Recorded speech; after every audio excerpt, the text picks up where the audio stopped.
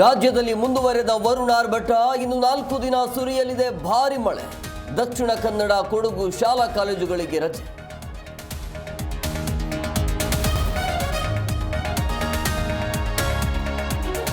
ಕರುನಾಡಲ್ಲಿ corona ಪ್ರಕರಣಗಳ ಸಂಖ್ಯೆ 135ಕ್ಕೆ ಏರಿಕೆ.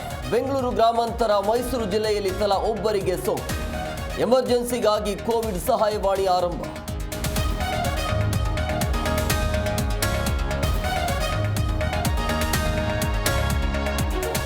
ಕೋವಿಡ್ ಬಗ್ಗೆ ಭಯ ಬೇಡ, ಮುನ್ನೆಚ್ಚರಿಕೆ ಅಗತ್ಯ. ಸಿಎಂ ನೇತೃತ್ವದಲ್ಲಿ ನಡೆದ ಸಭೆಯಲ್ಲಿ ತಜ್ಞರ ಸಲಹೆ. ಕೋವಿಡ್ ನಿಯಂತ್ರಣಕ್ಕೆ ಅಧಿಕಾರಿಗಳಿಗೆ ಸೂಚನೆ.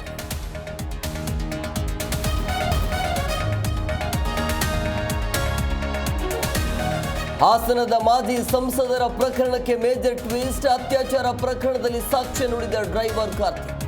ಇಂದು ಕೂಡ ಹಲವು ಸಾಕ್ಷಿಗಳ ಹೇಳಿಕೆ ದಾಖಲು.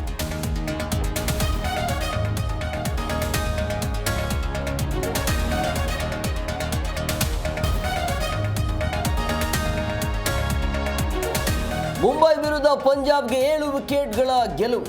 ಪಾಯಿಂಟ್ಸ್ ಟೇಬಲ್ ಅಲ್ಲಿ ಅಗ್ರಸ್ಥಾನ. ಮೊದಲ ಸ್ಥಾನಕ್ಕೆ ಇರುವ ತವಕದಲ್ಲಿ ಆರ್ಸಿಬಿ.